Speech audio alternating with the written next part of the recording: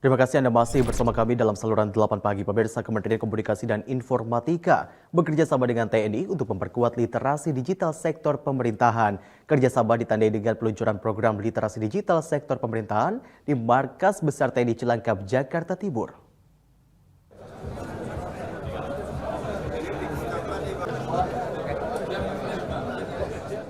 Dalam rangka mewujudkan aparatur pemerintah yang cakap digital sebagai tonggak pelayanan masyarakat, Kementerian Komunikasi dan Informatika melalui Direktorat Jenderal Aplikasi Informatika, Direktorat Pemberdayaan Informatika memiliki program gerakan literasi digital dengan target salah satunya di sektor pemerintahan yang meliputi lingkungan Tentara Nasional Indonesia. Kegiatan ini dilakukan pada Selasa 13 Juni di Markas Besar TNI Cilangkap, Jakarta Timur yang ditandai dengan peluncuran program literasi digital sektor pemerintahan. Kegiatan ini dihadiri langsung oleh pelaksana tugas Menteri Komunikasi dan Informatika, Mahfud MD dan Panglima TNI Laksamana Yudo Margono, serta diikuti secara luring oleh perwira tinggi TNI dan daring atau virtual oleh seluruh prajurit TNI.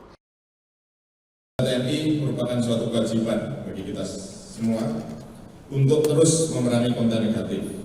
Kita harus membanjiri ruang digital dengan konten-konten yang positif, konten yang akan menjaga persatuan dan kesatuan bangsa.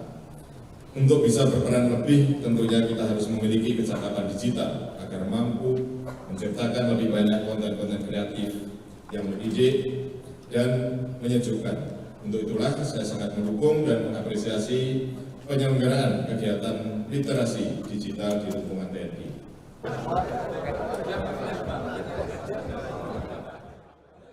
Tujuan kegiatan ini untuk memperkuat 4 aspek literasi digital, yaitu kecakapan digital, keamanan digital, budaya digital, atau etika digital, yang difokuskan pada 2 tema pokok, yaitu transformasi digital, aparatur pemerintah, dan netralitas aparatur pemerintah. Literasi digital ini, pemerintah juga memiliki harapan besar dan seluruh anggota TNI dan keluarga besar TNI dapat lebih cerdas, teliti, dan berhati-hati serta menggunakan logika dalam mengikuti dan mengamati informasi, khususnya mengenai pemilu yang beredar di ruang publik, baik media massa nasional maupun ruang digital.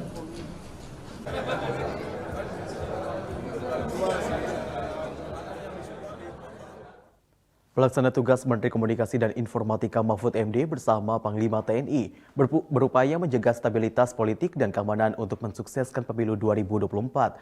Mahfud MD mengajak seluruh prajurit TNI dan polisi untuk meningkatkan literasi digital dan tetap netral. Pelaksana tugas Menteri Komunikasi dan Informatika Mahfud MD menyebut, situasi Indonesia jelang pemilu 2024 masih aman. Mahfud juga memastikan 8 bulan jelang hari pencoblosan pada 14 Februari 2024, situasi di Indonesia tetap kondusif.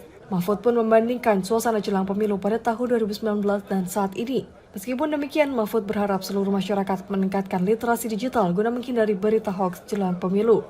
2019 itu panasnya sudah mulai tanggal 4 November tahun 2016. Disusul dilanjutkan Pilgub.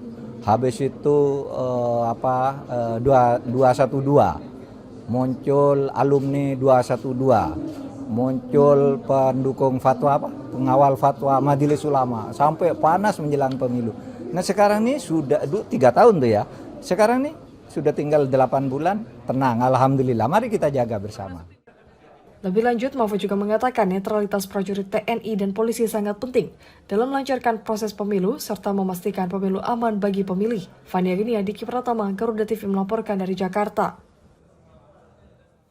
Kementerian Komunikasi dan Informatika menyatakan terus bersinergi dengan Badan Siber dan Sandi Negara untuk penguatan keamanan siber dalam pembangunan Pusat Data Nasional. Dalam menunggu prosesnya hingga selesai, saat ini sistem data masih berupa Pusat Data Nasional sementara. Direktur Jenderal Aplikasi Informatika Kemkominfo Samuel Abrijani mengatakan sinergitas dengan Badan Cyber dan Sandi Negara terus berjalan dalam penguatan keamanan cyber. Salah satu penguatan keamanan tersebut adalah pembangunan Pusat Data Nasional. Dalam menunggu prosesnya hingga selesai, saat ini sistem data masih berupa Pusat Data Nasional sementara yang disediakan oleh PT Telekomunikasi Indonesia.